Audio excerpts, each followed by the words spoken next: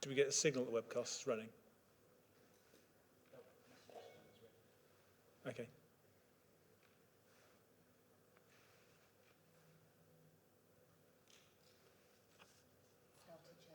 Okay, thank you.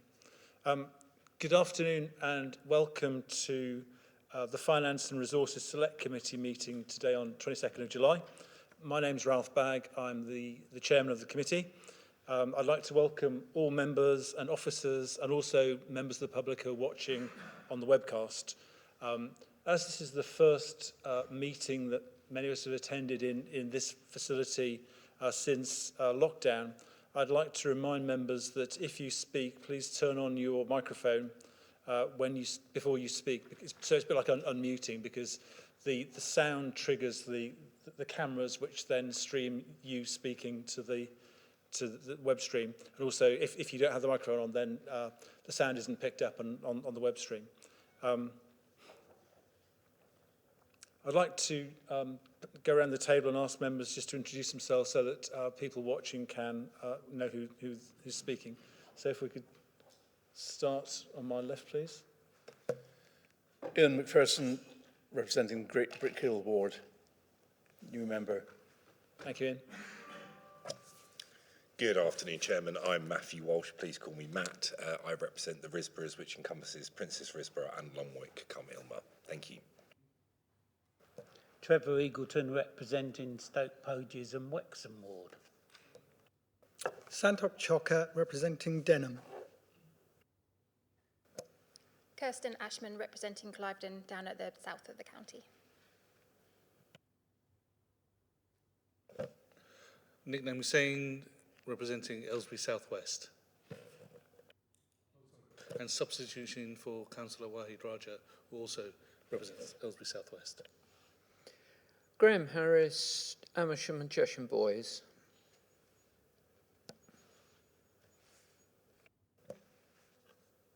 Okay, finally, could I ask that officers please... sorry, Katrina. I think you will introduce those two later. Yeah, Councillor Katrina Wood, representing Tyler's Green and Labwater wards. Okay, so I guess Councillor Chilver and Councillor Tett will introduce themselves when they get the chance to speak to the committee. And finally, if officers could please introduce themselves prior to speaking for the first time. Thank you. I guess that concludes item 1. Item 2 is the appointment of a vice chairman. The Constitution allows for the chairman to appoint the vice chairman of the committee.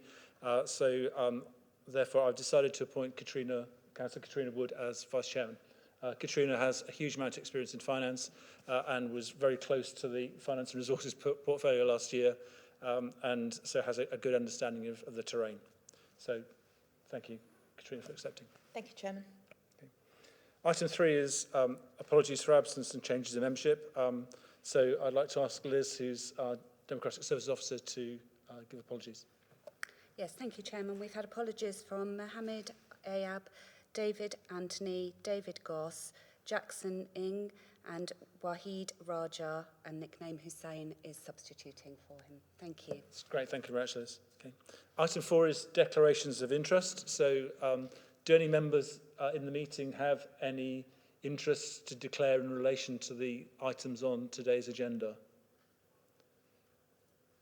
Not very surprising given the broad general nature of the topics. Okay, thank you.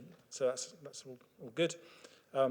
Item 5 is the minutes of previous meetings. There are 2 sets of minutes, one for the last committee meeting in March and one from full council where the chairman was elected.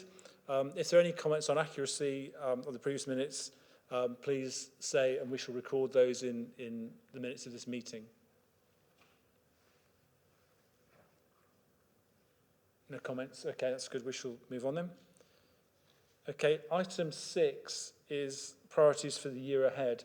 So I'd like to welcome the Leader of the Council, Councillor Martin Tett, and the Portfolio Holder for Resources and Property, Councillor John Chilver, who will be presenting to us. They'll be supported by our senior officers, I think, Richard Ambrose, Section 141 Officer and Service Director, Corporate Finance. And my notes say John Reid, the Property Director, is going to be involved. So welcome to colleagues. So Martin, if you'd like to present, then we'll has some questions for you. Chairman, thank you very much indeed, and it's good to be in front of this committee again. I have to say, I remember it and its predecessors. I know it's a very thorough and very professional committee, and I will add, and of course I would in this audience, I think it's probably one of the most, if not the most important select committee that this council has, because I'm a great believer that you can have all the aspirations in the world in terms of what you want to do, but unless you actually have the money to do it, then they are just aspirations and you can't deliver. So, I absolutely respect and appreciate the remit of this committee. Just to set out up front, obviously I'm Martin Tett, I'm the leader of Buckinghamshire Council. I'm assisted by my colleague, my cabinet member, John Chilver, who's cabinet member for Finance and Resources, just to set out the differentiation between us, because it does sometimes cause a little bit of confusion.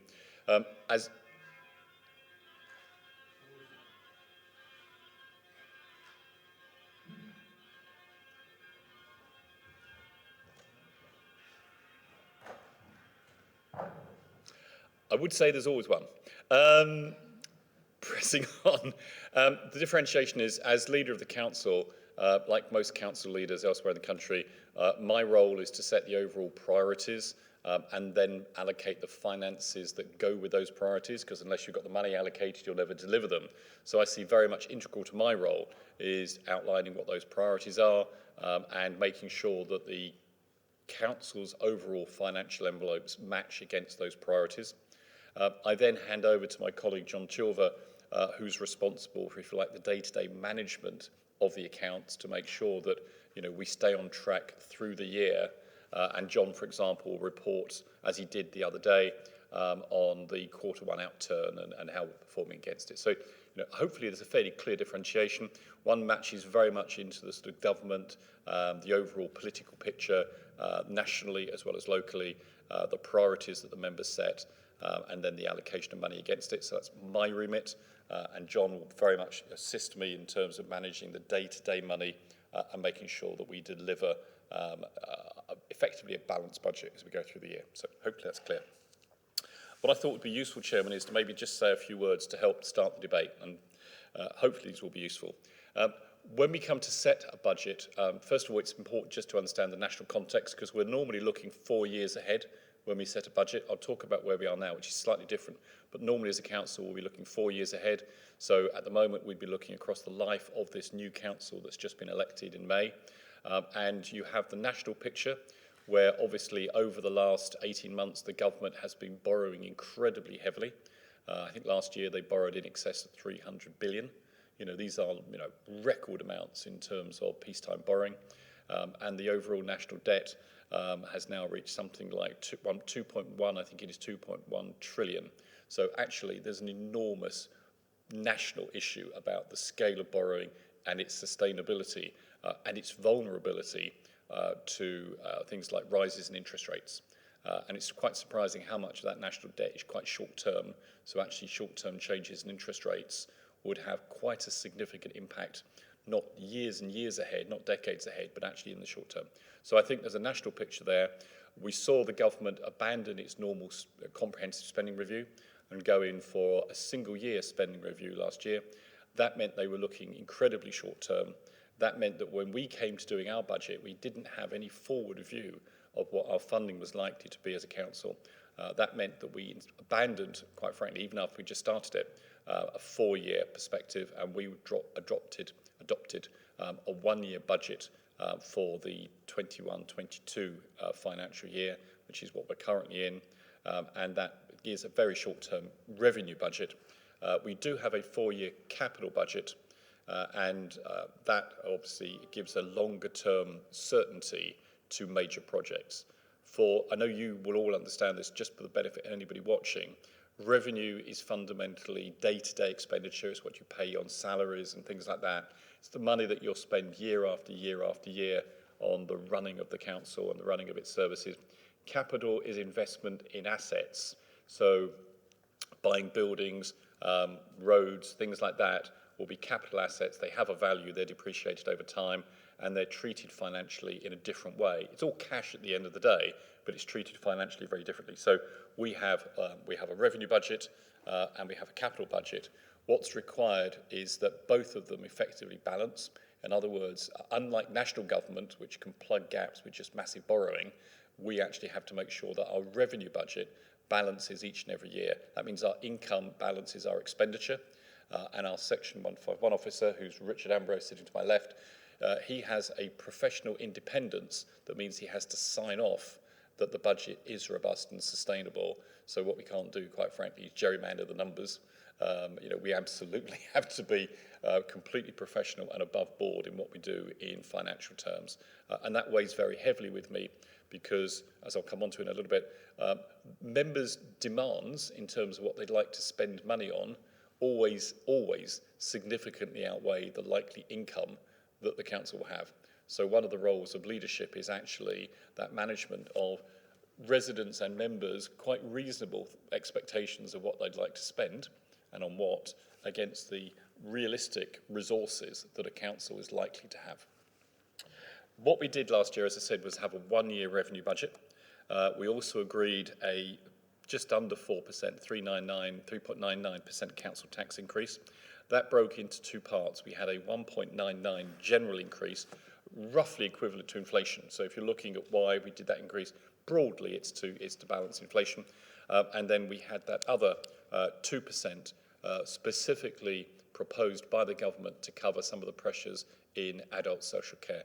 And I'll come back to that as well, because I think if you followed the national press and television, you'll be aware that adult social care, which is effectively looking after both the elderly, but not just the elderly, but also adults of working age who have special needs of one form or another, is one of the most important. It's a statutory responsibility we have, and it's absolutely morally right that we do so.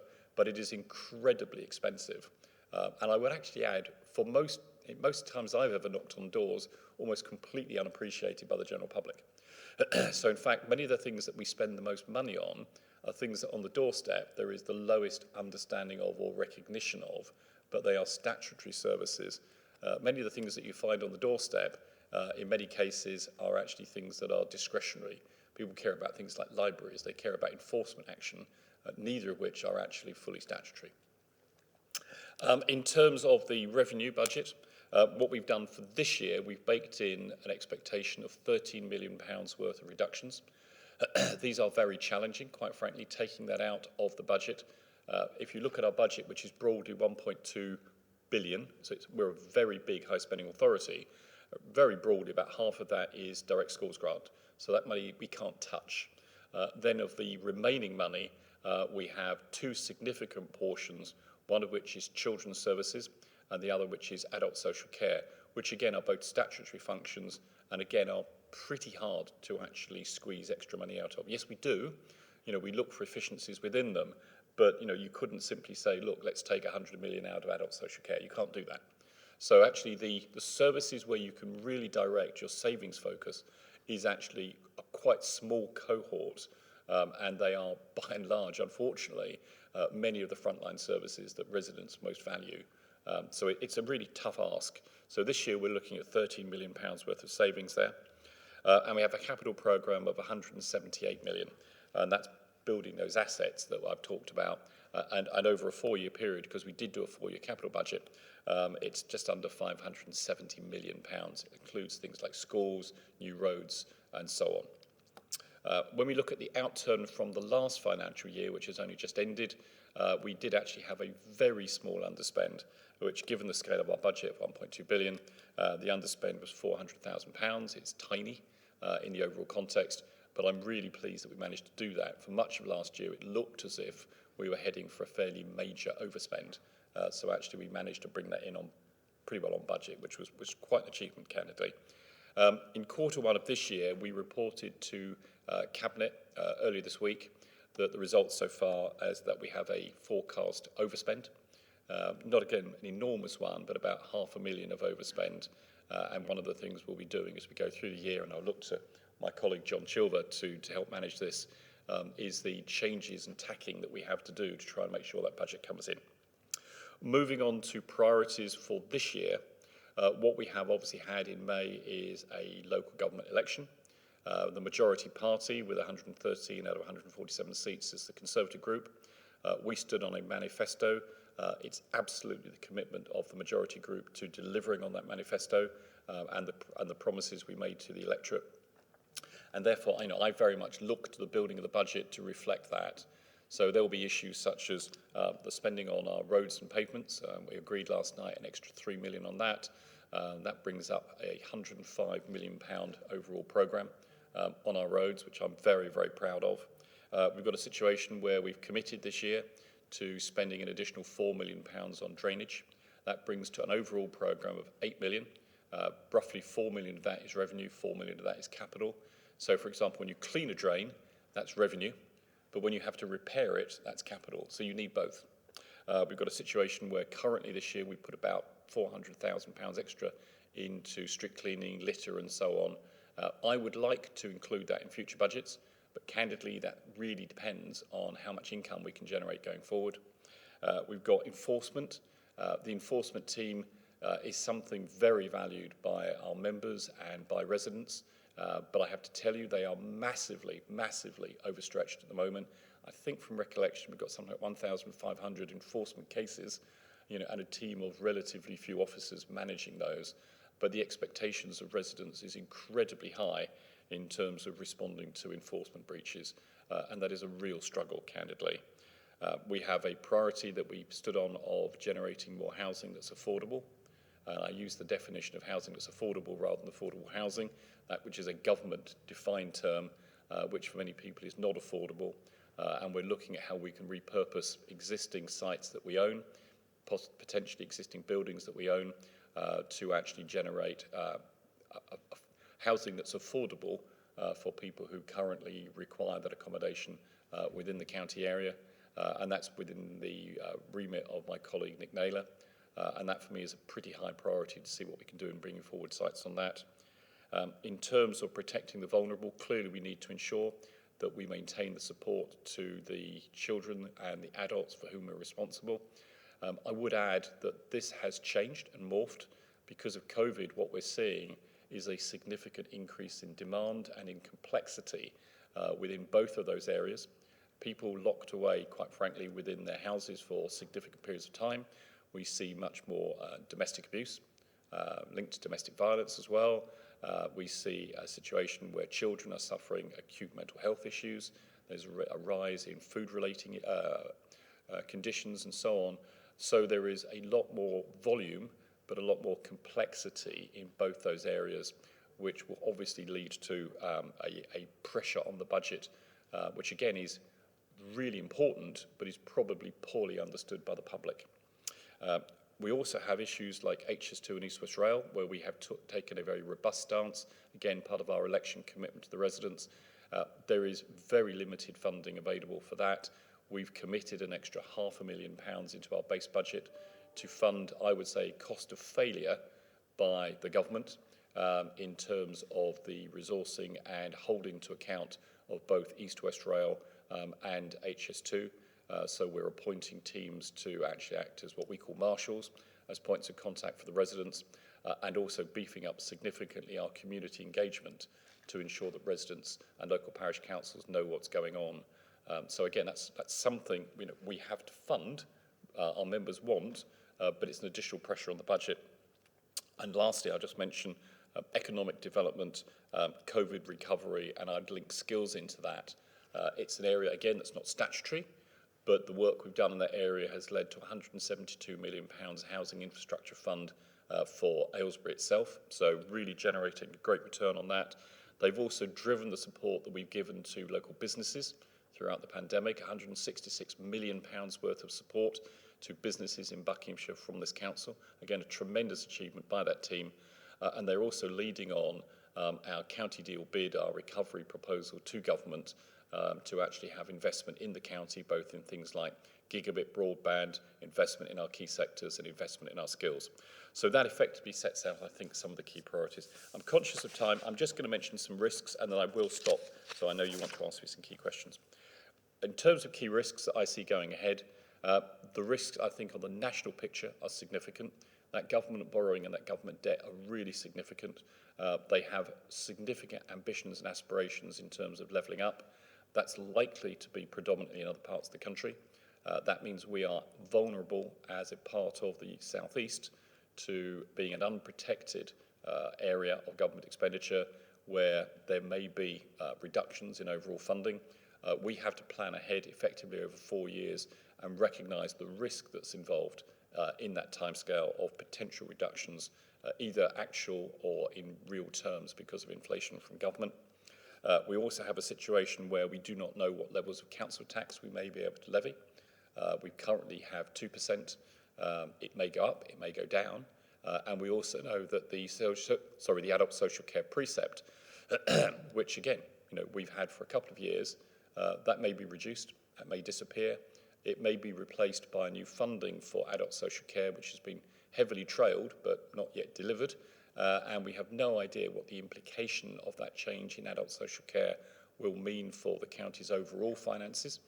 They may decide to effectively remove chunks of our own funding to fund government expenditure. We just don't know how that might work out. There's something called the new homes bonus, which colleagues from district councils will recall was at one time a commitment about 11 years ago by the government. That's been gradually tapered down over time and it will disappear entirely in 1 year time. We have been very sensible in not putting it into our revenue line. We've actually used that differently, but a lot of other councils across the country put it into their base revenue budgets and they will really find that very difficult to cope with. But that reduction overall is a problem for us. And there's something lastly called the Fair Funding Review, which is a project by government to look entirely afresh at the way in which local government is funded. That funding review has been much delayed, and as a result, there's a degree of uncertainty about what it will mean. There is a situation which I know Richard Ambrose argues very well, describes very well, which is everybody thinks they're going to be a winner from Fair Funding Review.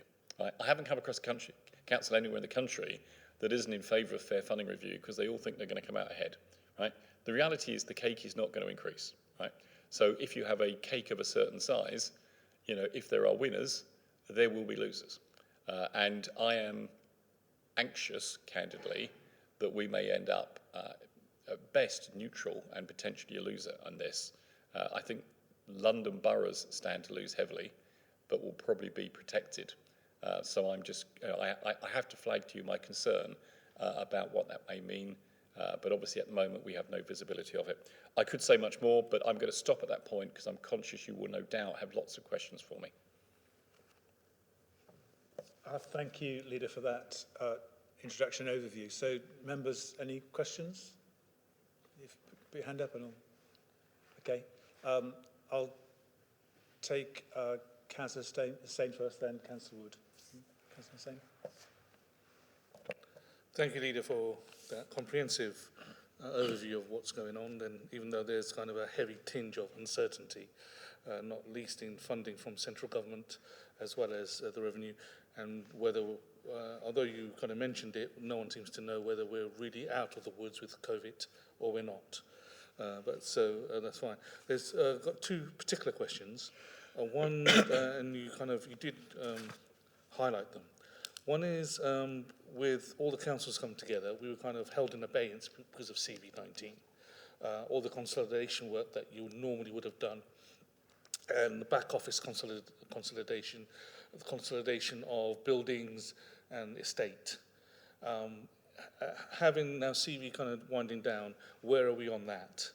And do you see that giving you some of those 13 million savings you hope for? Yeah, I mean, I will say a little bit. I'm sure John Chilwell will come in and more than adequately add to whatever I'm going to say.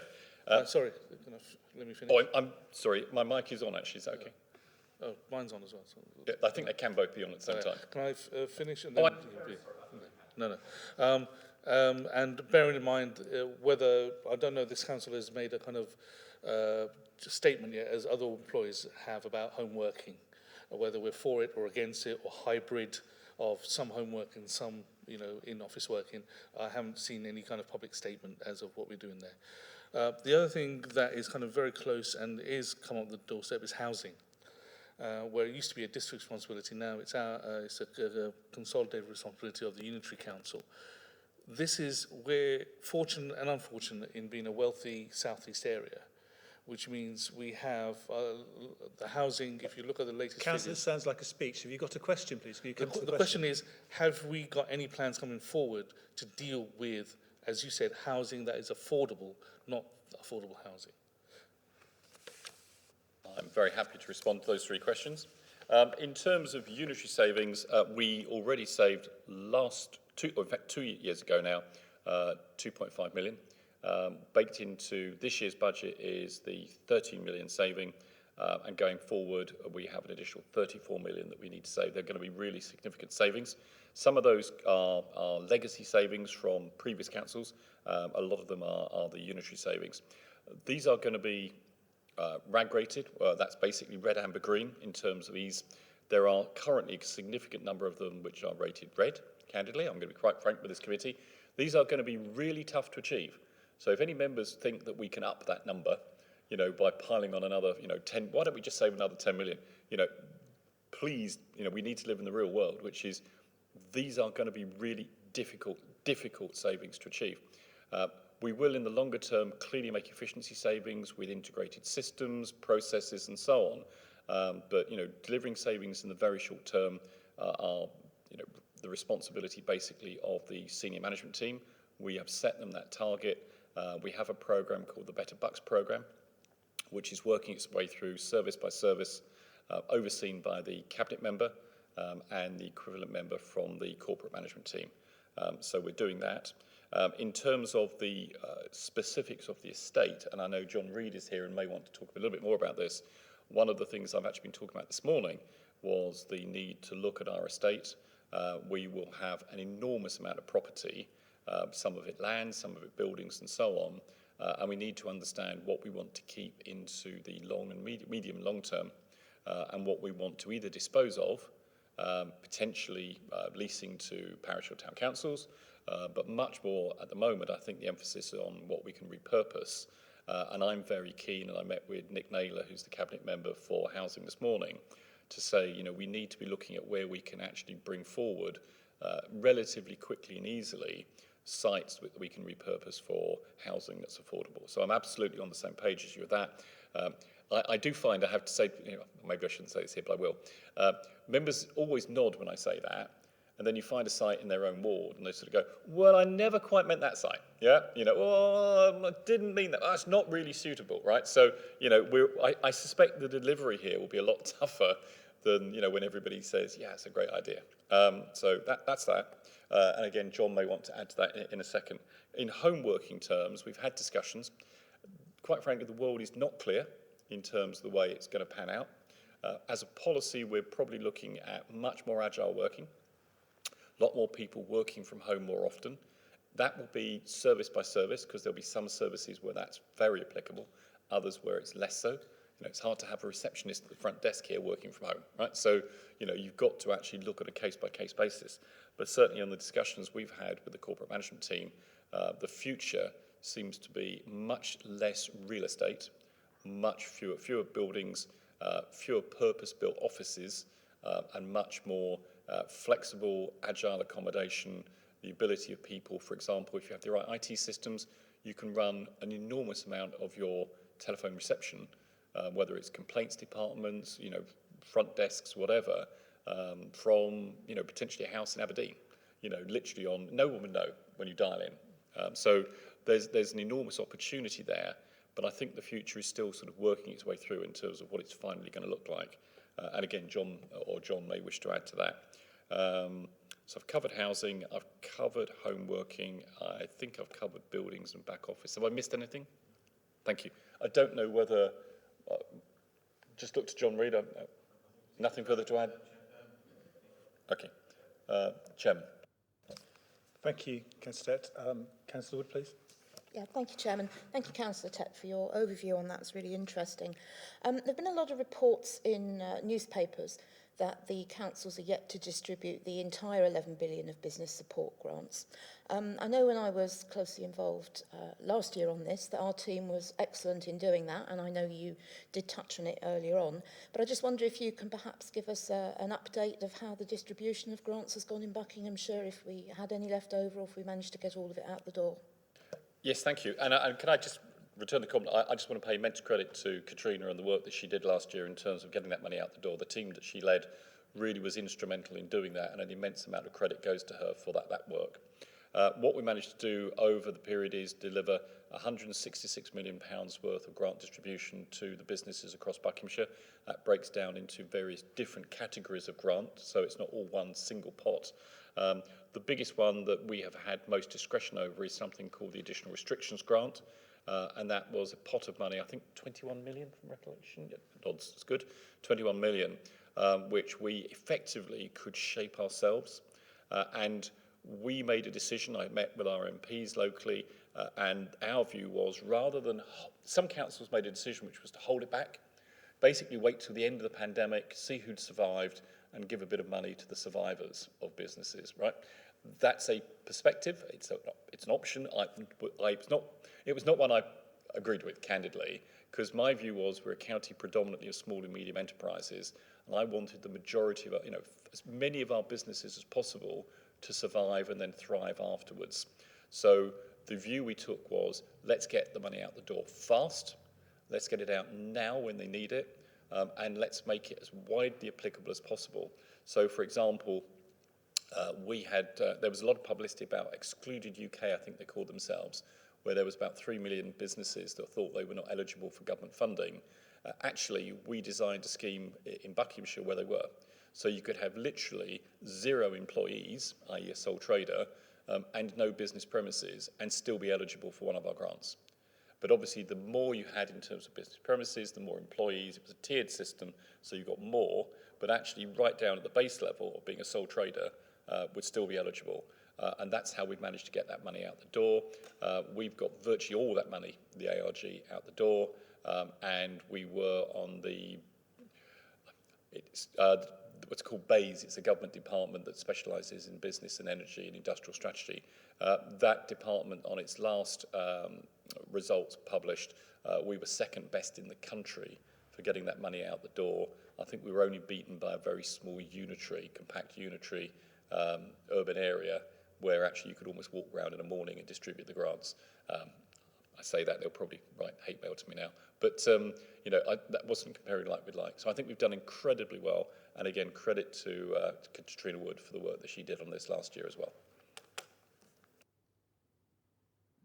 Thank you. Next question is from Councillor Chocker. Thank you, Chairman. 2 points, really, Leader. The first one, they both sort of focus more strategic than anything very specific. The first one is to whether it's possible, I know we're talking about cuts, but basically try to get a bit more money from the centre, and perhaps to get our Buckinghamshire MPs involved in helping you to lobby to try to basically get the way the cake is divided up slightly more fairly, as far as counties like ours are concerned. So I'd ask you to sort of see if we can follow that up on as fairly expeditious basis as possible. The other one also, again, is a little bit strategic, and it's more to do with the impression that I've got, bombing up and down to Aylesbury, which, from the depths of South Bucks is a bit of a challenge, is that when we are committed to climate change, in our policies and everything, whether, again, working with our Buckinghamshire MPs, whether it's possible to get some legislative changes to enable us to have at least some of our meetings the way we were having them last year. I'm sure that would not only be cost effective in terms of the resources. I mean, to set us up for today's meeting, it's very expensive in my view. That's before we even give any considerations to climate change and stuff like that.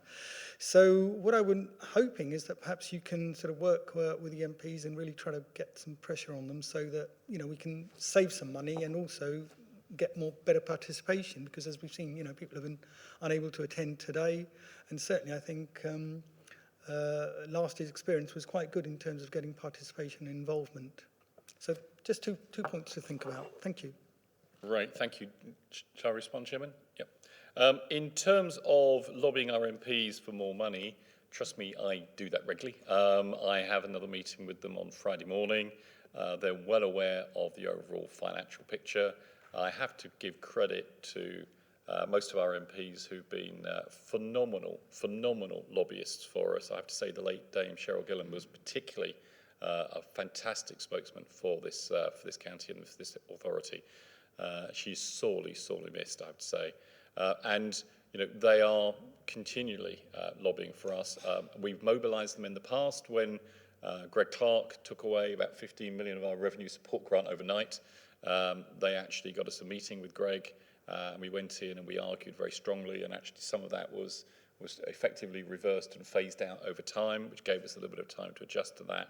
So they're absolutely on our side. So to Steve Baker, Greg, Rob, and Joy have just been phenomenal for us. So I really thank them.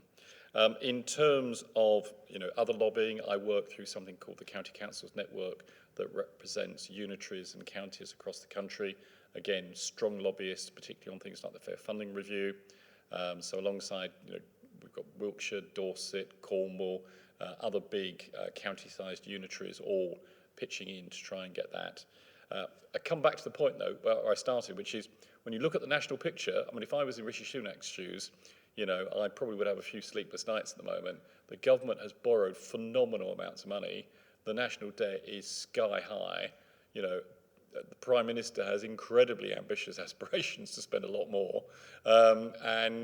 Sooner or later, some pigeons are going to come home to roost in terms of how this is paid for. I'm glad that isn't my job. I'm glad I'm just a humble council leader trying to balance a 1.2 billion budget. I'd hate to be running the country and the numbers that he's got to talk about. So that's quite tough. Virtual meetings, I'll be honest with you, I've got slightly mixed views on virtual meetings. I think they've worked incredibly well over the last 18 months. I mean, they've really proved the technology is very viable. I'm not a tremendous believer in carrying on with virtual meetings, because I think what you lose is the networking and the teamwork that you get from physical presence. It is those, it's that water cooler moment, as they sometimes, call it. It's the coffee break, it's the chat, it's the sort of, that little sort of sidebar conversation that you get that actually makes you feel part of a team. And doing things virtually where everybody is two-dimensional and you might meet once every couple of months on a virtual screen, to me doesn't bring that feeling of being part of a team and being part of a group. So I think they have their place, certainly maybe every other meeting or something like that. But I would personally be reluctant to see us move entirely to virtual meetings. I think they have negatives as well as positives. Thank you, Leader. Next question is Councillor Eagleton. Thank you, Chairman. And thank you, Leader, for your swift overview of the current situation. No, it wasn't actually. It was a compliment that you got through so much information. I take the point that's been raised already regarding how we will work in the future. And I think it's not only councils, but all institutions and companies are looking at how they're going to work in the future. And I think there will be a lot more home working. The issue I've got with that is, what can the county council do? Sorry, the Buckinghamshire council, I'm showing my age now. What can they do to help large areas of Buckinghamshire that have very, very bad broadband? If you live in a rural area, or even a semi-rural area, if you live on the edge of a small centre, as I do, in the Farnhams, and I did in Stoke Poges, the broadband is absolutely pathetic. And if we're going to help people work from home, if we're going to help businesses do that, and indeed, we've experienced over the last year or so, when we've had all our virtual meetings, the number of people that drop off halfway through the meetings, the connection goes, etc. If we're going to move forward into this new way of working for everyone, can the council actually do anything to fill in these spots of bad reception? You really leave the easy questions, don't you, to last. This is really tough. I mean, Trevor, you've heard me say this many times, I suspect. I mean, for me, broadband is now the new gas, electricity. You know, it's what should be ubiquitous, quite frankly. When you buy a house, you just move in and you just expect to have high capacity broadband because the whole world has moved in that direction. You know, whether it's when you know, at night now, you know, what do people watch? They don't watch BBC and ITV anymore. They watch Netflix and Amazon Prime. At least I do, as and when I ever get any time to watch TV. So it's really, and they're massive, massive consumers of bandwidth, you know, particularly Netflix. So, you know, if you have a family with yourself, your partner, a couple of kids, whatever, it's very easy to chew up enormous amounts of bandwidth very quickly. So historically, we were part of and invested very heavily in something called Connected Counties, which you'll remember. We put millions of pounds into that. It was called Superfast, and we've reached 96% coverage of Superfast by premises, not by geography, by premises across the county. The problem is, Superfast may have sounded superfast when somebody coined the term, but it's a bit like calling an abacus a computer. You know, they technically are, but actually they don't do much. So superfast now is quite frankly outmoded for the way in which people work and live. It just doesn't actually do the job. That's just the reality of it. So we now need to look beyond the old superfast, almost forget the 96% coverage that we notionally have and say, well, what do we need to do for the next move in the whole digital agenda? The government, in fairness to them, plans to spend, I think it's £5 billion on upgrading the digital infrastructure in the country. I've met twice recently with Matt Warman, who's the digital minister. In fact, I met with him last week.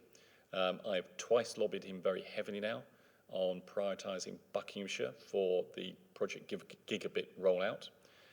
He smiles nicely, nods, and says he understands. But candidly, you know, there's a lot of prioritisation that's done looking at the Midlands and the North. We have one of the lowest penetrations, as I keep telling him, of high capacity internet connection of most authorities in the country. I mean, we're way below the English average. He tells me that we'll actually be right at the top as and when Project Gigabit ever gets here. And that will happen sometime in the next 5 or so years. That's a long time if you're a business, candidly. You know, we're in 2001.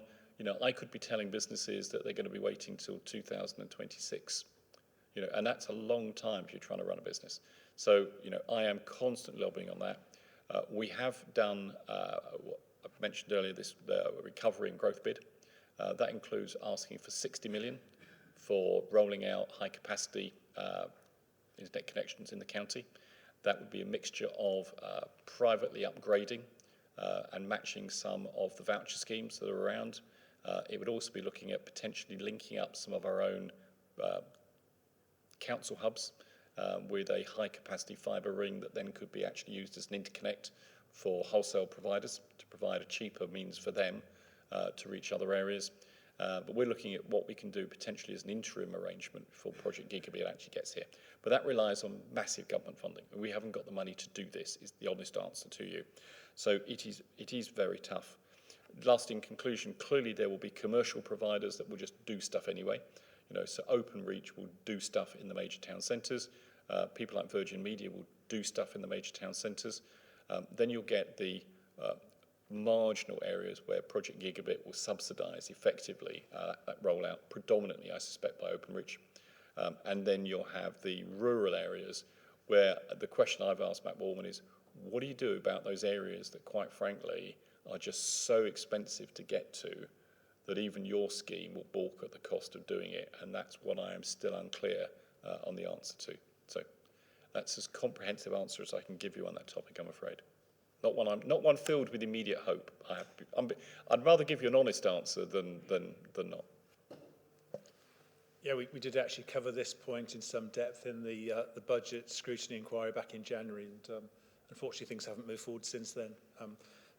Councillor Wilson, please. Thank you. Firstly, apologies, Chair and Leader, for my late arrival. I'll have to do better at taking a leaf out of my colleague's book of leaving earlier from South Buckinghamshire. We had an excellent briefing from Richard Ambrose the other evening in terms of the situation. One of the things we started to get into We're in a very, very bizarre labour market at the moment. We have significant shortages impacting large parts of different sectors. And at the same time, we're seeing wage inflation starting to rise. And I guess my question is, what assumptions do we have in terms of vacancy rates? Because clearly, I think many sectors, both public and private, will be operating with a certain level of vacancy because of staffing shortages, either systemic or short term. But equally, which could be upsides to a plan, but equally, wage inflation appears to be coming through quite strongly, and therefore, how does that fit against our planning assumptions? Cool. Do you want me to solve world hunger as well? This is a really tricky one. You've asked me a very macro question, if you don't mind. I mean, we've got a very strange labour market at the moment. It's distorted by COVID.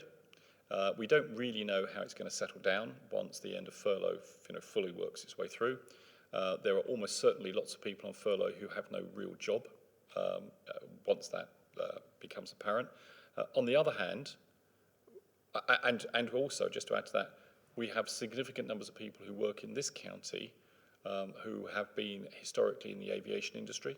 So they've worked either at Heathrow for Heathrow Limited, or they've worked for British Airways, or may have worked at Luton for EasyJet or whatever, who have been laid off and are still unemployed and may never be re-employed because they may be of an age where, quite frankly, for the airlines and the industry, it is better as the world opens up again for them to employ 20-year-olds rather than 50-year-olds. They'll be cheaper, and have a longer time with the business. So they're going to be moving from a position where they've maybe had 20, 30 plus years worth of quite senior positions, very good salaries, to potentially being unemployed. So we have a number of people who are either unemployed now or who are likely to be unemployed when furlough ends. And at the same time, we have a number of businesses and industries which are lacking key skills and key workers. So there's a mismatch between availability and demand. And how one closes that gap is a moot point, candidly, because a 50-year-old airline pilot may not be the right guy to stack shelves in Tesco's. Maybe he is, maybe isn't, or she. So it's a tricky matching operation. What we are doing, and I'm not answering your question about vacancy rates because candidly I don't know the number. Something we can have a look at. Bucks Business First is a better organisation to give you that number. They do a lot of studies of the labour market, which I don't have at my fingertips. But what we're doing is we, as part of our recovery bid to government, we've put a section in about skills, and we've kicked that off already, working with the Department for Work and Pensions, specifically Mims Davis and Teresa Coffey, and we've had very, very good engagement there. And what we've said to them is we can pilot a number of initiatives. We've got 4 key themes looking at potentially areas of dislocation in the labour market and matching, again, people who are looking for work with employers, many of whom don't use job centres. I mean, the reality is there's an enormous cohort of people who just don't use job centres. So actually the ability to match demand with supply in a way that's more meaningful for us is one of those key initiatives. We're also looking at particularly young people who are, for one reason or another, dislocated from the job market, and how, again, we can repurpose them into meaningful work. As a council, I think it's 23 apprentices that we're looking to employ, which is one of the larger numbers of apprentices, certainly in this county and around the country. So we're heavily engaged with the DWP, looking at how we can effectively intervene in that market. So that, again, probably is a very good example of a team that if you looked at it and said, well, what's statutory and what's discretionary, you'd probably say, well, you don't need them. But actually, they're doing a really valuable piece of work for the people who are unemployed and the employers who eventually pay our business rates that need the staff. Thank you. Sorry, I was not trying to solve the world. I was talking specifically about council employees and. I meant generally. Yeah, I meant to talk about what vacancy rates have we assumed in our council planning and inflation rates because it feels at the moment it's picking up a lot more than Oh, a perhaps different it question was. entirely. Sorry, Yeah. I've answered a different question, which is why I was a bit surprised about how broad it was. As a council, I may actually have to look to, actually the person, it would be Sarah Murphy-Brookman, who's not here. Oh, she is. How about that? As if by magic, Sarah is sitting there. She may well be able to answer your question with a much more specificity than I could possibly manage. Is it okay if Sarah answers that question? Be a pleasure to have Sarah to answer that question for us, please. Yeah. Maybe, Sarah, you just want to introduce your role, because I know who you are, but others may not. Thank you, Leader, and thank you, Chair. I'm Sarah Murphy-Brookman, Corporate Director for Resources, and within my directorate I have HR, so also Finance, IT and Business Operations team. So in terms of answering your question, you're absolutely right. It is challenging at the moment, perhaps in a slightly different way. So within the council we have quite a few hard-to-fill posts, and those are long-standing, so within our children's social care team, so for social workers, planners and so on. And those are national shortage roles, and that has been the case for quite some time. So it's a competitive market in that regard. Those teams, of course, have a large body of work to do. So historically what we have done, and we continue to do, is we use agency workers. So they don't carry high numbers of vacancies because they need those staff to do the work. So we have quite a blended approach to managing our workforce. So we'll have permanent staff, but we'll also have agency workers as well. And we use that, as I say, either in terms of shortage roles, or it might be that we need some flexibility as well. So we're doing that. In terms of attracting people to work for us, we have a very active resourcing team within the HR service, and we put a lot out on social media. So, for example, the crematoria has recently been recruiting, and we're very pleased that we've managed to fill all of those posts. And again, that was quite an extensive campaign that used social media in that regard. As the leader said, in terms of furlough, I think that actually will create opportunities for us as a stable long-term employer and a large employer within the county. So we don't assume vacancy rates within our plans. What we have is our budgets are sized to what we need to deliver, and then we need to resource up accordingly. However, said all of that, we are also going through the Better Buckinghamshire process as well, through all the services, so making sure that we're working as efficiently as possible with the right staffing and structures and systems in place. Thank you. That's great. Thanks, Sarah.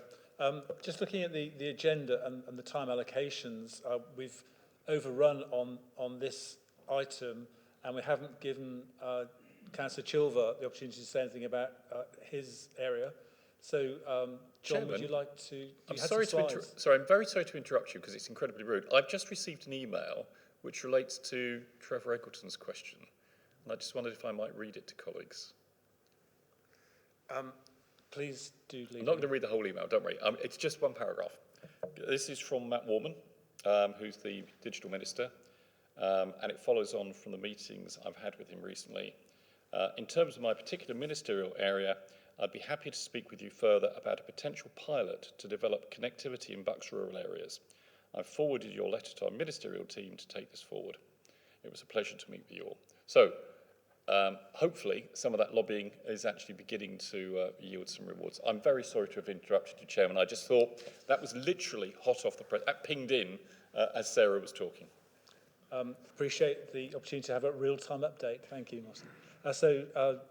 Councillor Chilver, would you like to present on your piece of the business, please? Thank you very much indeed, Chairman. Good afternoon, everybody. I'm Councillor John Chilver, Cabinet Member for Finance and Resources, and I'm just giving a very short presentation on my portfolio priorities for the coming year. So if we could move on to the next slide. And there they are. There's just 3 of them, and they are framed by our manifesto commitments as well as our corporate plan. And I'm going to take the first 1.5 together. So that's drive efficiencies and savings from the new council structure, cut back office costs and reduce overheads. And I'm perfectly comfortable that savings should be our first priority in this portfolio. There are big spending pressures in other portfolios, and so this portfolio will help to deliver many of the savings that will help us achieve our target of a balanced budget at the year end. As I think was mentioned earlier, we have an overall target of 34 million savings in the current 4-year medium-term financial plan period, of which 13 million savings fall within this year.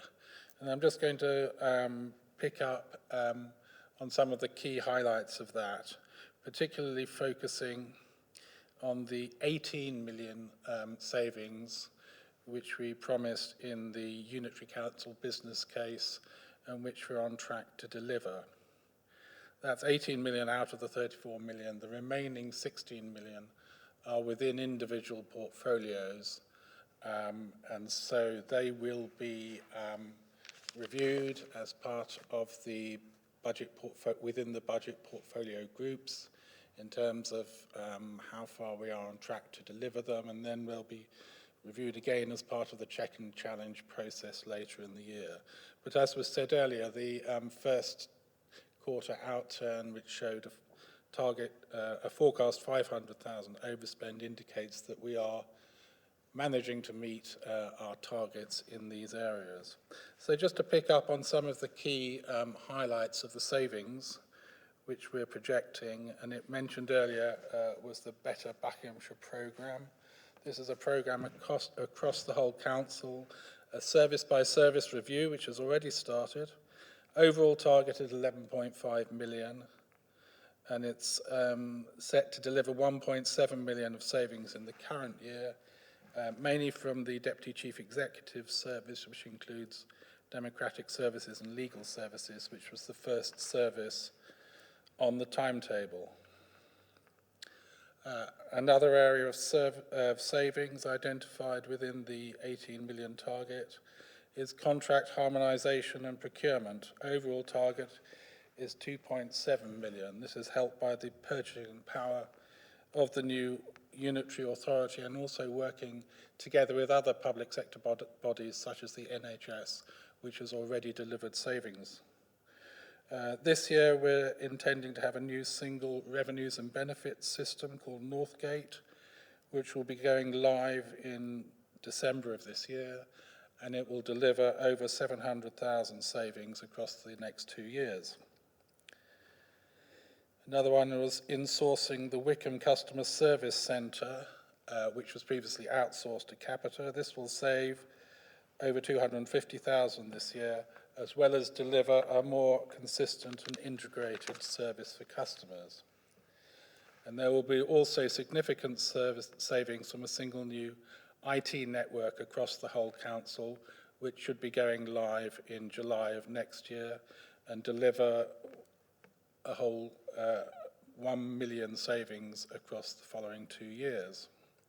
There has been some delay in this due to the worldwide shortage of microchips. So that's just an example of how we're going to save money from better contracts and better procurement. Thirdly, it's been mentioned earlier, so I won't dwell on this, savings from property rationalisation of our corporate estate due to the downsizing of office space following both unitary and the impact of COVID on ways of working. Target is 1.8 million overall, but this is a medium to long-term delivery because, for instance, we're tied into a lease on one of our office buildings that should deliver significant savings. And the 1.7 million that was from corporate management savings has already been delivered by reducing 4 lots of senior management teams down to 1. So moving on to my next priority, which was on the first slide, and it's the second part of bullet point 2. Thanks. Introduce new technology and increase income to protect frontline services. With our new technology, a key project this year is to deliver a new fully integrated council-wide website. At the moment we have 4 separate websites which are cobbled together with a single front page. But the whole content from legacy councils will not only be migrated, but renewed, refreshed and updated. And the target date for completion of this is March 2022. There's currently a review underway to revise and update the development plan, which is due to be completed by September. So there will be more details available for you at the next meeting on this. Moving on to income generation. This will cover a number of aspects during the year. There will be the annual review of fees and charges, which has already started. It will be concluded as part of the MTFP process for approval together with the budget in February 22. On property income, excuse me, there's a review underway of existing and proposed property income projections and opportunities, and it's due to be discussed in our first portfolio budget group meeting next week, but we are on track to achieve our property income targets for this year. There are a number of new commercial opportunities in the pipeline, including new tenants lined up for a number of vacant retail units. And of course, our property income will be boosted by the recent acquisition of Friars Square Shopping Centre in Aylesbury. Also on income, council tax and business rates collection rates have held up well despite the impact of COVID, standing at around 98%, and we have one of the best collection rates in the country. And also we will be monitoring and updating the sale of external services, mainly to maintain schools across the county from which we derive around 2 million income a year. And this will be starting from October and November for the next financial year. So that was just a summary of where we're looking to improve our income, particularly in this portfolio. And then the third priority is embedding a customer-focused approach across the council.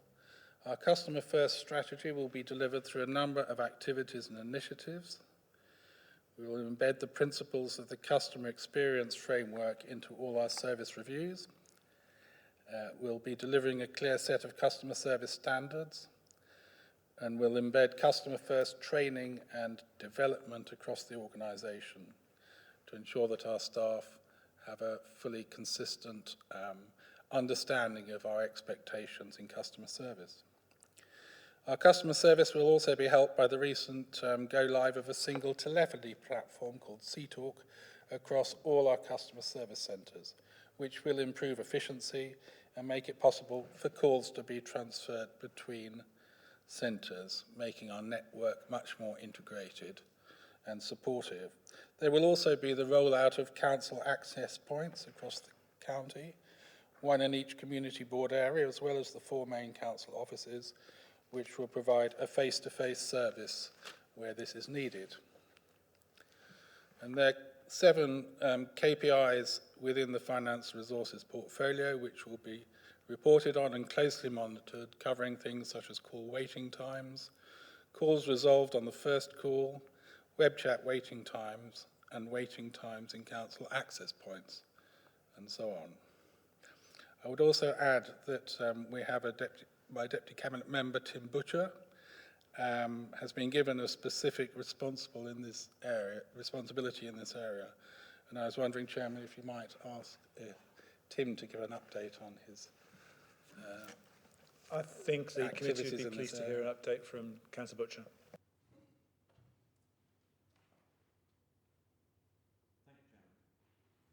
It helps if you press the right one, doesn't it? Very briefly, I think members from their constituents will have had a number of complaints with regard to contacting the council. I've only been in situ for about 6 weeks, and the first thing to do is to establish what the main issues are. And I described the customer experience as like a pantomime horse. You've got a front, a middle, and a back. And if you don't get the front end right, the back end doesn't talk to itself and wanders off in a different direction. And that, I think, is So the first thing to try and fix was to sort out contacting the council. So one thing which will be rolled out next week is a single telephone number. So that will be clear, because at the moment there are lots of legacy phone numbers, so that will be done.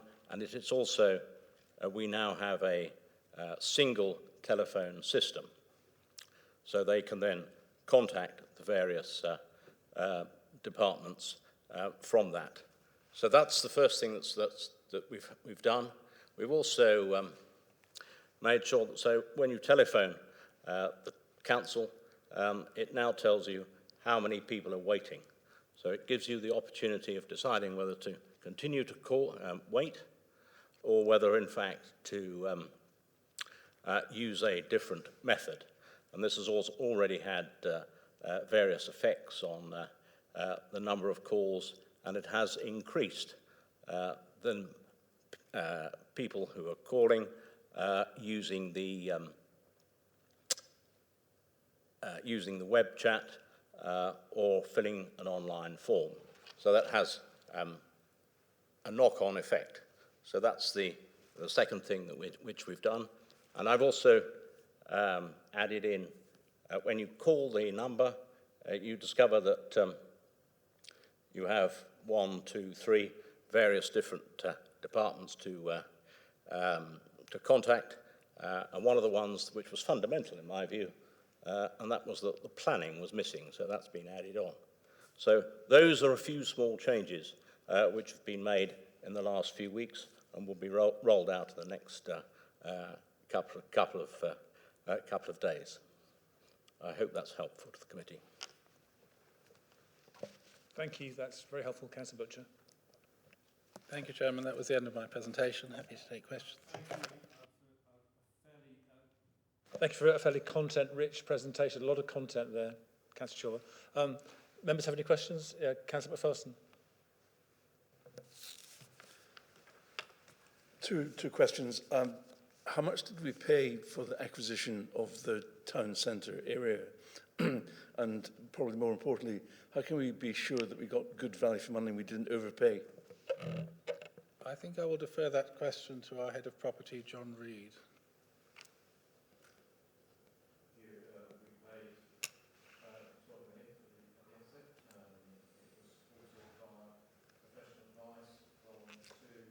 Is your microphone on, John? Well, apologies. Can you hear me now? We acquired the centre for 12 million. It was supported by professional advice from 2 independent surveyors who gave advice regarding the pricing and the amount, and it was supported by a lot of due diligence, both in regard to the asset itself, surveys, as well as due diligence on tenancies and robustness. And so far, I'm pleased to say that things are going well. We've got secured an 18-month rental guarantee. So, and it followed a prolonged amount of negotiations, and I think we got it at the point in the market where it probably wasn't going to get a lot cheaper. But thank you. I'd just like to add that the primary motive was not as a retail investment, although we are securing income that enables it to cover borrowing costs and produce a surplus. But as an important part of our long-term aspirations for the regeneration of Aylesbury Town Centre, it's a key area, and we own a lot of property around it, so there's a huge benefit in being able to have control of it. We already own the freehold, and now we have the long leasehold as well. But our longer-term aim is much wider for the whole of Aylesbury Town Centre as part of our Aylesbury Garden Town regeneration programme, which will see, I hope, a much more diversified, attractive town centre space that people will want to come and spend time in. And it's also linked to investment we're currently making in the Market Square and in Kingsbury, in our regeneration of the old county offices into apartments. So we have huge ambitions and aims for the whole of Aylesbury Town Centre as well. Thank you, Councillor Chilver. Next, we'll have Councillor Hussain, and then be followed by Councillor Wood. You've made a quite big thing about customer first. I've never come across a public or private organisation that doesn't say customer first. But the proof in the pudding, as so they say, is in the actual implementation. Most people's first point of contact is either telephone or website. Now, website, legacy-wise, I can conflict of interest, or put my hand up that I was involved. Martin can attest to that in the actual the Bucks County Council website being set up. But there's two issues. One, time to get telephone answered. My record, I think, is 17 minutes. I purposely go through the public line rather than personal numbers just to test what's going on. And secondly, the website, although I would say that, wouldn't I? It is a good website, but I think the search function is absolute pants. And that is the major problem, in that if you don't find what you see on a page immediately, then basically you're lost. And I don't see, and I'd love to know what you're going to do about that while you're integrating 4 other councils' websites into it, because that is, as a former IT person, I think that's going to be tremendous, because legacy, you've got a lot of statutory legacy documentation that you've got to keep. So as a person who comes off the street, tries to ring, you want them to ring, you don't want them to, or to use a website. Both are faulty at the moment. What are we doing to fix it? And thank you very much indeed, Councillor Stone, for those questions. A lot of sympathy with both. The first, I totally agree with you. We want to move beyond slogans and we want to see action. In terms of the phone time, I mentioned earlier there are 7 KPIs on customer service that get reported. In fact, we are meeting our targets on 6 of them. It is only the customer waiting time, which is very marginally outside our benchmark target. And I think the average rate is about 3 minutes. We want to get that down. But of course, there are always exceptions when people have to wait a very long time. So I am aware of that, and and some of these cases have been highlighted directly to me. Completely agree. I hope that our new unified telephony system will help, because as I mentioned, it does help to redirect. Previously, all our customer services were operating in isolation. They weren't able to communicate with each other, transfer calls. Now they're able to do that, and I hope that will help a lot. It's only recently been installed, so we haven't probably seen the benefit of it fully yet. And on the website, they actually have, I mean, compared to the old Bucks County Council website, which obviously a lot of it is based on, it has actually speeded up and improved, as I think you indicated. It's possibly slightly plain in visually, it's not terribly exciting. I hope that it, the look and the feel of it will improve, it will be more user-friendly. I would say that, some of our other legacy websites could perhaps set an example there. So I hope it will actually, when it's finished, it will actually pick up on the best of all the legacy websites which we're bringing into it, and have something that's more user-friendly. On the search function, I think everybody would agree. I think we've all had problems using it, but logically, I guess that should probably come to an end towards the end of the process, when all the content has been updated, and then the search function will be updated so that you can actually find what you're looking for in there. There are regular show and tell sessions online which are looking at different parts of the website programme, and members are very welcome to join them. Very happy to circulate the link to you. They're only about half an hour long and happen regularly, and it's a good way of keeping up to date with everything that's going on the website programme. Thank you very much, Councillor Chilver. I'll just say on searching the council's website, I agree with my colleague Councillor Hussain. I found using a proprietary search engine with Bucks Council, and then what you're looking for at a very fast way. I shan't name the organisation. They get lots of free publicity already, none from me. Councillor Wood. Thank you, Chairman. Yes, thank you for the feedback on the customer first approach, Councillor Butcher. And it's great to hear that some of the things that were sort of started last year are actually coming to fruition now. There was quite a lot of member involvement in the Customer First programme last year, and I was just wondering if you're continuing that and if you're having members' input on the Customer First. And a second question on a different topic, actually. Councillor Chilver, you've alluded to the Better Buckinghamshire programme, and I'm just wondering if you, how that's progressing now, how many areas have gone through the programme, and if you're managing to capture the feedback from the staff who've been through it to help in planning for those coming up, because obviously it's a very difficult time for the staff who go through it.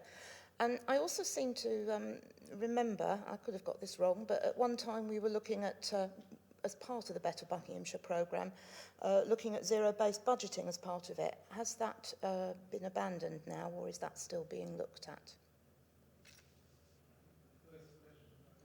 Tim, would you like to pick Yes, I can give you some input on the members' input. It is my intention to organise a task and finish group during August with 2 or 3 meetings to try to get to the crux of the matter, and that's something which hopefully we'll be able to set up, and we'll be asking for volunteers.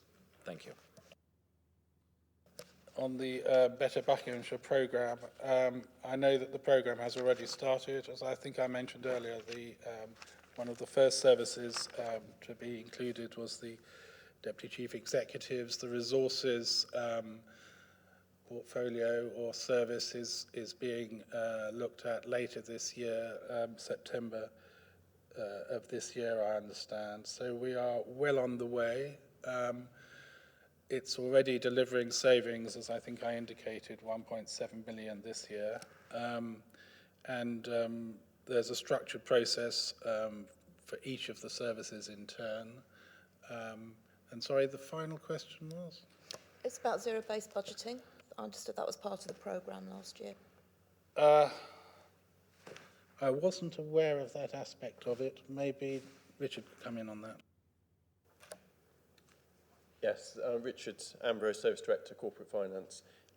So on the zero-based budgeting, and it came up as a recommendation from Budget Scrutiny last year, so we will be reporting back on that at the next meeting. But if you were going to do zero-based budgeting in its purest form, it would require a huge amount of resource.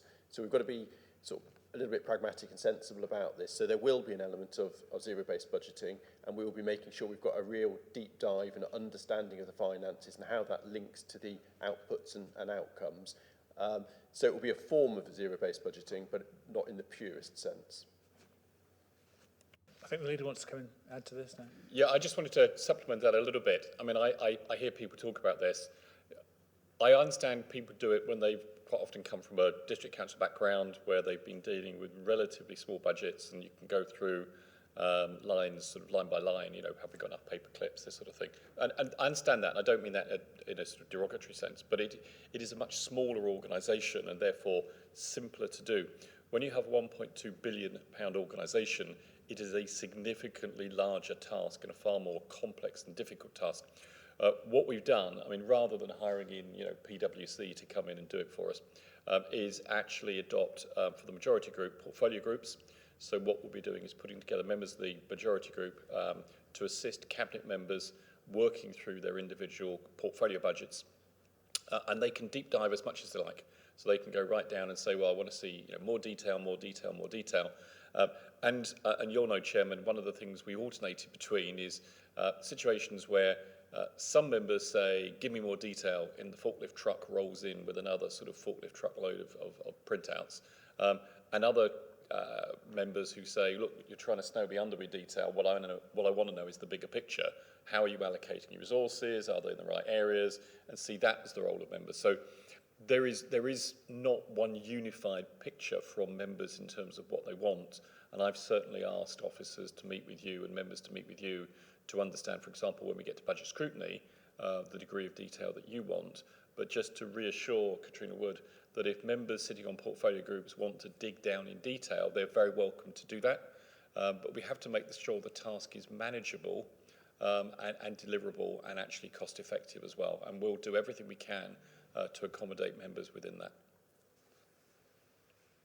Just if I could come back about how far we're at. We're at the end of the second wave, so policy and communications and legal and democratic services, as I said, have been completed, shortly to be completed later this year. Community safety, highways and technical services, planning and environment, those were all wave one, so those should all be completed by the autumn. There are some, as I say, that haven't started yet. For instance, resources is only starting later this year. So we are well on the way. Thank you, that's very helpful. Councillor Harris, yes. Thank you, Chairman. John, you mentioned in your slide saving on office costs. I think the biggest office building that the council occupies is the former County Hall premises. What sort of percentage is that occupied, and is there any proposal to vacate with an end date in sight? We were talking about this only earlier today. I think I'll hand over again to the Director of Property for more details on that about the current occupation rate. John Reid, Service Director for Property and Assets. So that forms part of the work stream that we're having a look at the moment. Our office occupation has to be analysed, and also we need to think about how the COVID response affect how people work and how working from home. And that's going to be an integrated study. And that the outcome of that will be, we will have a true understanding of the estate we will need moving forward and the size of that. And then it's a question of looking at the pieces of the jigsaw across the whole of Buckinghamshire and coming up with a solution that works. So it's a piece of work that's ongoing at the moment. It's not a short piece of work. I think it's going to take a bit of time because we're all going to learn through the post-COVID pandemic and as we come out of it. And I think you'll see our thinking over the coming months. Thank you, Chairman. Do you have an end date for that study? Because, you know, this was something that was looked at a year ago, and I know COVID's intervened, but it does seem to be dragging on. So, as I said, I think we are in a position where we've got several months in front of us where we've got what some might call an uncertain picture about what's going to happen as coming out of COVID. I think the leader highlighted earlier that we see more collaboration space and working together space. I think we've done some analysis about what the amount of space that we currently use and what we think we can and where we have leases and so on and so forth, and obviously those are opportunities that we want to take advantage of. But I would expect that it's going to be the early part of next year before we finalise the sort of analysis of post-COVID, our work style strategy, which will feed into our workspace strategy. Thank you. Thank you. Councillor Chilver. I would just say that this is nothing new because for several years now we have had a practice of renting out surplus office space across several of our offices. It's happening already in Amersham, at the Wickham offices, 66 High Street, which was a former AVDC office. All have been rented out to generate income. And we recently vacated the old Eastern Street office in Wickham, which is now fully rented out to another public sector body. So it's been an ongoing process for several years where we've identified surplus office accommodation and generated income by renting it out. Okay, thank you very much. Following the agenda timeline, I think I need to draw this item to a close now. We need to move on to the next agenda item. I'd just like to thank Councillor Tett and Councillor Chilver for two very interesting and enlightening presentations and stimulation for a lot of questions, and I'm sure we'll come back to many of these points in future meetings. Also like to thank Councillor Butcher for coming in and updating us on customer services. Also like to thank the officers who have filled in with the gaps of specific detail where required. So thank you, Mr Ambrose, Mr Reid and Ms Brookman, Murphy Brookman. We now move on to item 7, which is the Budget Performance Monitoring Report, which is pretty contemporary because it was presented to Cabinet 2 days ago in this room. So, Councillor Chilver, if you'd like to lead on this, please. Thank you, Chairman. This report sets out the forecast year-end position to the current year based on the first quarter to June. Overall, there's a forecast revenue overspend of 500,000, which is made up of an overspend relating to COVID pressures of 1.4 million, offset by an underspend on business as usual of 900,000. The breakdown by portfolio can be seen in Table 1, showing that the largest forecast overspends are in the culture and leisure and transport portfolios. And Appendix 1 provides further details by portfolio. The overall forecast impact of COVID on additional costs and lost income is 6.2 million, 2.8 of which is partly offset by government compensation for lost income for certain income categories to the end of June. The Council will continue to lobby for further government support, and portfolios will continue to look for further savings and income generation in order to bring forecast spend back in line with budget. And the capital forecast report can be seen in Table 2, showing a forecast 3 million of slippage, which is only 1.6% of our total capital budget, so a very small proportion at this stage. Excuse me. And all portfolios have a RAG rating of green. And the main areas of slippage relate to flood defence schemes and work on Marlow Bridge, which has been delayed by the delay to the work on the Westhorpe interchange. Finally, the two indicators in the appendix at the end of the report show that we have met our targets during the period for prompt payment of invoices and the level of unsecured debts. That's a brief summary of it. I don't know if Mr Ambrose would like to add any further information. No, I don't think there's anything I need to add, but happy to help Councillor Chilver with any questions. Thank you. Thank you, Councillor Chilver. Okay, so over to members. Any questions you have on the report, in particular in relation to finance and resources and the leaders' portfolios, I guess, because that's our area of focus. Okay, so we've got Councillor Wilson first, then Councillor Hussain. Councillor Wilson. Thank you, Chair. Thank you, Councillor Chilver. Reading the appendices on culture and leisure, which was the biggest shortfall, I saw that there was an offset or partial offsets on a leisure recovery fund and income protection scheme. Is that included in the shortfall, or is that included below in the corporate and funding, or is that coming additionally over and above? I wasn't quite clear where the offset features. I think I need to defer to Mr Ambrose for that. Yeah, the mitigations it refers to are shown below the line, effectively in the corporate. Okay. So it does balance out, but at the moment it's shown below the line. Okay, thank you. Just to say that, you know, the fact that that is the biggest shortfall is linked to the loss of income from our leisure centres and the management contracts we have with them, which of course have not been operating throughout the whole of the lockdown period until recently. Thank you. Councillor Hussain, please. Chairman, are you going to go by portfolio by portfolio? No. Okay, so I can ask because the whole of the appendices are together. Yeah. So two questions, sir. One is on that the report shows, according to our briefing, capital slippage on ICT projects.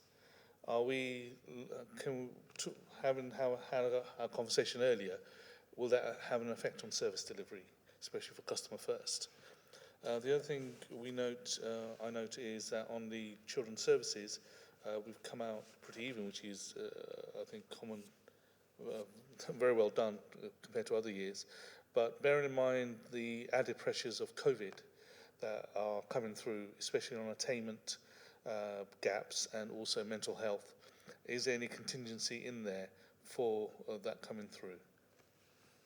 Thank you. On the ICT, the main capital delay that I'm aware of is the contract I mentioned earlier, the single network contract. But I'm happy to try and get more details on that and get back to you on that. I think, again, the second question is probably for you, Richard. Yeah, if I could take the second one around the children's side. I think the first thing to say, this is very early in the year. You know, it may well change, and the implications of COVID is a key thing around that. Specifically on the children's side, the report does try to flag up there are some big risks, and we may see some increases in, you know, placements and children in need, and we'll know more by the autumn. So there are definite risks in there. There is, however, a corporate contingency of 2 million deliberately put in the budget, and I know Budget Scrutiny looked at that as part of the review, and I think it actually got increased slightly because of that recommendation. So there is some corporate contingency that potentially could offset it, but I think the next report will give us a clearer idea because, as I say, it's very early in the year.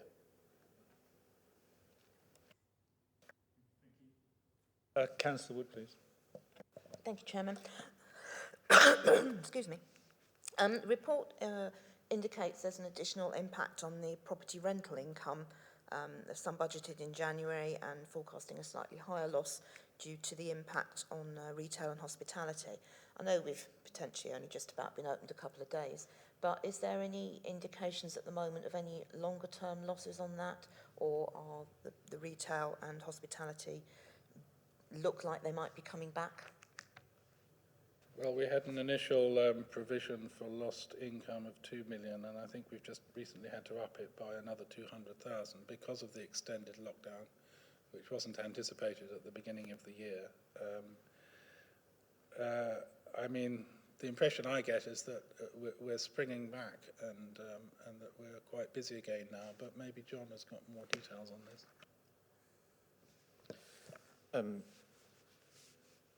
I think we've taken a prudent approach to our budgeting. My view is that there seems to be a recovering economic activity, and that will be reflected in the hopefully in the outturn. So, as my fellow service director Richard Ambrose says, you know, these are early days.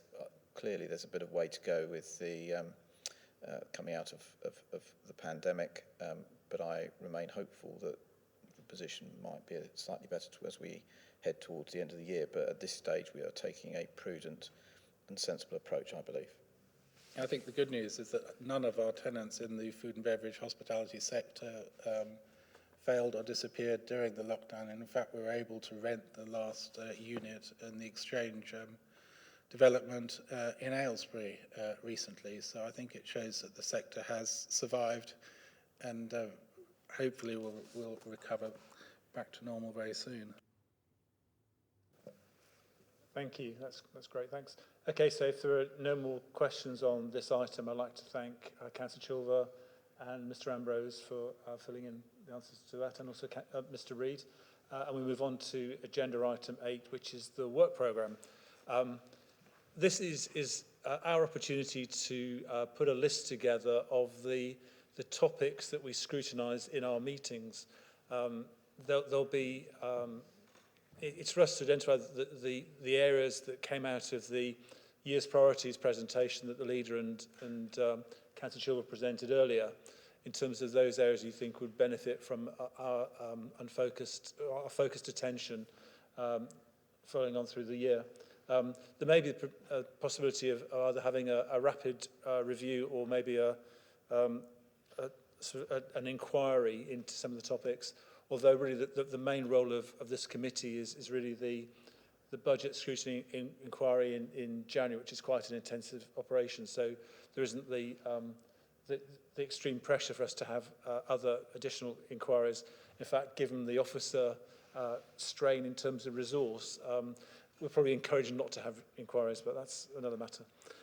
So are there any topics that members would like to suggest that the committee returns and looks at in some depth?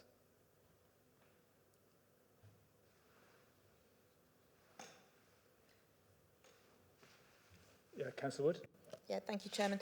I have a couple of suggestions of maybe, might not necessarily be some depth, but I think from some of the things we've heard today, it would be very useful to get some updates on the customer service and the customer first approach and the Better Buckinghamshire, how those programmes are going, because obviously the latter one will be delivering the savings for us. I think it would be really useful to hear how they're going and through the different departments. Another one I was wondering about was also perhaps the contracts and procurements,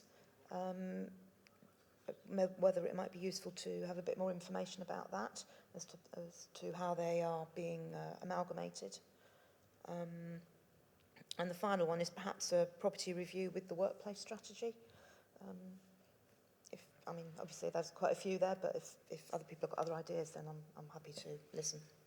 Yeah, thank you. Go with those. I think I had on my fallback, if it wasn't suggested, was customer service. I think there was also an issue about how the systems relate to each other and talk to each other, because I think we can't always respond to customer queries because the systems don't facilitate that. So I think there's quite some complexity in that. It's an onion that needs to be peeled. Councillor Hussain? I hesitate to make a contribution because I'm a temporary member, but two things I would support Councillor Wood is customer service, but maybe breaking that down to maybe the telephone system and the website. Because at the moment, as you said, unless you use, even when you use a proprietary kind of search function, it's still, unless you get the page first time, you're really unlucky. You can spend 15, 20 minutes looking for that one piece of information that you need. You know it's there, because you've been told to be there, but you can't find it. So as we are trying to make people use the website more, it should therefore be easier to use and to find rather than more difficult. So that's one thing. And the telephone system, like I said, my record is 17 minutes, but the thing that most annoys me is that robotic message, we are getting more usage or whatever the terminology is than usual. And you think, well, hang on, I get this message at 9 o'clock, 10 o'clock, 11 o'clock, 4 o'clock. When is your non-peak time, please? That is during office hours. Do you want me to call at 11 o'clock at night? It's, you know what? So the telephone system is very important. And although the leader did talk about it, replying to Councillor Egerton's question and my question about home working, there doesn't seem to be a strategy yet. If you look in the financial area, Deloitte have said anyone can work from home as long as they're customer facing forever. Other companies like Goldman Sachs and JP Morgan have said, no, we want you back in the office. You either work for us or you don't work for us. So I think a hybrid is, as you suggested, is the way forward, but we don't seem to have a definitive answer yet from this council, as a new council, which way we're going, because that will have follow-ons for buildings, offices, estates that we need or don't need. Okay, thank you, Councillor Hussain. Thanks for refining the customer service topic into some subsections. I think we've demonstrated that productivity didn't fall off a cliff, and the organisation didn't collapse when we dispersed all of the workforce to work from home when lockdown hit March last year. So there's clearly some upside in that. And the dividend is that the reduced requirement for space in some way. So it's a complex issue, but it's one that I think needs to be addressed by this committee. Also, I support Councillor Wood's suggestion about property, because we looked at that topic last year on a couple of occasions, and we looked at the arm's length property companies. And I think there's still more work to do to get to the deep dive into those areas, because I think there's a limit to what you can do in one session. So I've got two. So Councillor Eagleton first, then Councillor Harris. Thank you, Chairman. I think Councillor Hussein's made some very good points, and as indeed Councillor Wood. I think there's, at the moment, I can't grasp an overall strategy. We're in the midst of, we've spent last year starting to look at our new local plan for Buckinghamshire, which of course is dependent upon how the private sector and the public sector is going to work in Buckinghamshire. So you can't actually come up with a finalised plan until you know what's going to happen. And I think that we really do need to look at home working has been a success. It's got its downsides because people do want to interact with other members and colleagues at work. So I think a hybrid system is probably going to be the answer, and I think that's where most of the private sector will go. But I don't think you can keep talking about how you're going to operate in the future. I think you actually need to make some decisions. So I think that would be a good thing to look at because, you know, we are a scrutiny committee and I think we need to ensure that the foot is on the accelerator on that very big issue which will impact. And I fail to see how you can do a property strategy when we don't know what property we want to keep. We actually need to come up with a firm proposal of how we see working in the future is, and then the other strategies will fall into place. But I wouldn't like to sell an office block now and discover that in a year later we need to buy it back. I just see it will be, and I think it's quite a major bit of work for this scrutiny, this select committee, to actually look at all those strands and make sure that they all mesh together and we've actually got a comprehensive working programme in the council of how it's going to develop. Thanks so much, Councillor Eagleton. I agree that there's a lot to be said in looking at the home working strategy early, because that then drives other decisions. I mean, it's not as though home working is new, because in the days pre-COVID, I think it was fairly commonplace for officers to have 4 days in the office and 1 day at home. And that was, you know, the hot desking principle. So you know, it's not a new situation. So it's something about how we take it forward. On property, my view is that property and land is a scarce resource. It is an asset that you work to deliver revenues or to make savings. And generally selling off land is not a good idea because you can never buy it back and someone makes money out of it. So as the owner, we should be looking to maximise the return for our council taxpayers. Councillor Harris. Just before I go on to my suggestion, really carrying on from what Councillor Egerton has said, I'm a little bit concerned about this piecemeal approach to property where we're letting off bits when, to my way of thinking, the ideal thing would be to vacate County Hall and reallocate space. I think we need an overall strategy for property. I agree with you that selling off bits isn't always the best thing, but this sort of, we're letting off a little bit of the old district council's offices and we haven't really looked at the core that's in Aylesbury. You know, do we want all our offices situated in Aylesbury? Do we want a balance throughout Buckinghamshire? And I think letting off bits of offices piecemeal may be counterproductive. We need an overall strategy. But my suggestion was just a little piece of work on community boards. The amount that community boards are able to distribute is a political decision, but what I'm concerned about is the administrative cost behind that. We've got board coordinators, we've got a whole raft of people behind that.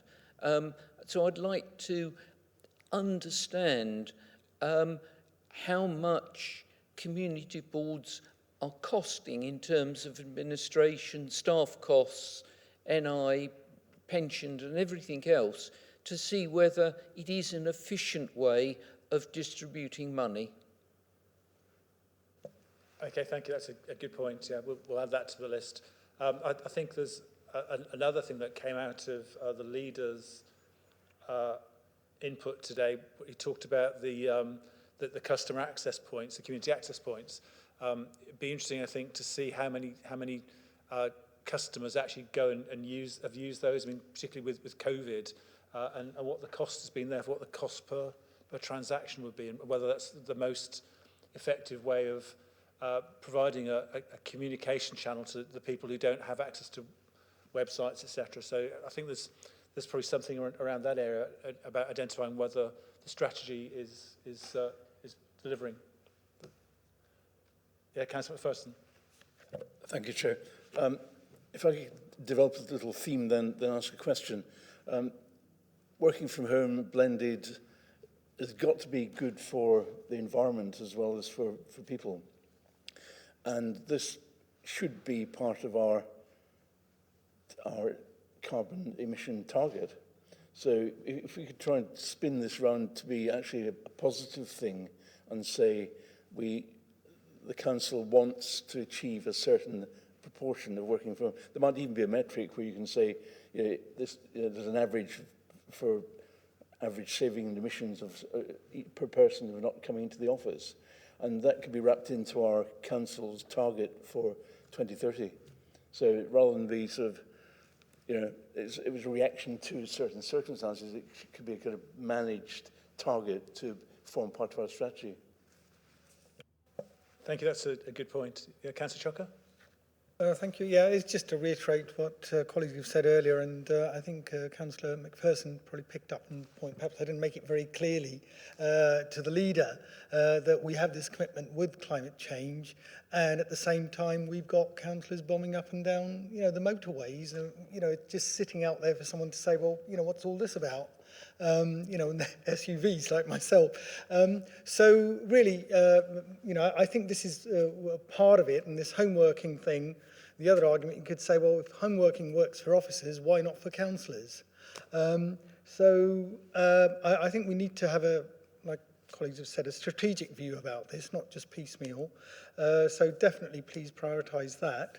And the other one, of course, is, again, been talked about, is property. We really need to have a proper strategic vision for property, what we want to get out of property, and really ask people to come up with something so that we can analyse it and make sure that it's fit for purpose. Thank you. Yeah, thanks, Councillor Jocker. Of course, the point that Councillor Harris makes is about the piecemeal approach to property. That's expedient because it's small decisions, and it's small decisions that are easy to get agreement to. If you take the sort of the all singing, all dancing strategy about massive transformation of the portfolio, then that is a decision that would probably take a lot more time to get through. But even so, I think it's right that we do look at property. Councillor Wilson. Thank you, Chair. 2 points. Firstly, both of which I raised yesterday in the full council, to build on my colleagues' comments.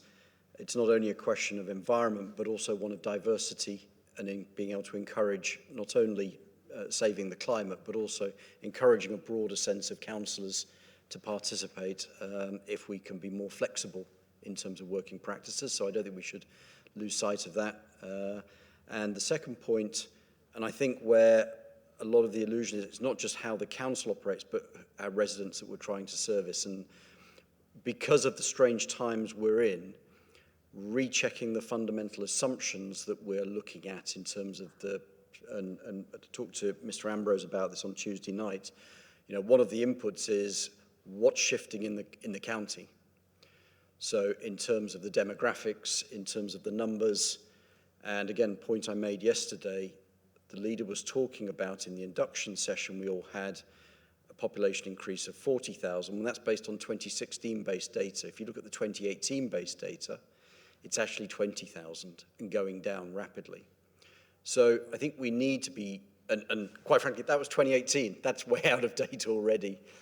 We'll have 2020 based data coming through. We'll have the benefit of the census. And really, it's the fundamental underlying assumptions of what the county will actually look like in 2033 or 2035. Because quite frankly, whatever assumptions we had before, we can rip them up and throw them away. And so therefore, I think we need to start with a new set of planning assumptions and a new set of scenarios that will inform things like the local plan and all the other service provisions of adult social care, because clearly if you do look at the new demographic shifts in this county based on the latest data, it's quite scary in terms of the numbers that we'll need to provide for adult social care. So I think that really kind of elevates the point that my colleague was making about the local plan is, what does the county look like based on this new scenario? Okay, thank you very much. I think, thank you all for your input on this. What I'll do is I'll take the list away and discuss it with officers, I think mostly with Leslie Ashton, who's our support officer, and look at what can be done in terms of the timetable and how the meetings stack together throughout the year, and we'll come back with a draft plan for the next meeting. That's acceptable? Yeah, good. Which moves us to item 9, which is the date and time of the next meeting. The next meeting will take place on Thursday, the 14th of October at 2 p.m. So this is the final item of the agenda. Thank you for your participation and for working through the business together. Just one additional point to make is that the budget scrutiny inquiry will take place between the 10th and the 14th of January. Leslie will be shortly circulating invites so that it's in your calendars. So if you're sort of planning an early skiing holiday in January, then those dates are the ones to pencil out in your diary for budget scrutiny inquiry. It's an important activity. Thank you all very much. Enjoy your summer break, and look forward to seeing you on the 14th of October. Thank you. Meeting closed. Can we take the webcast off, please?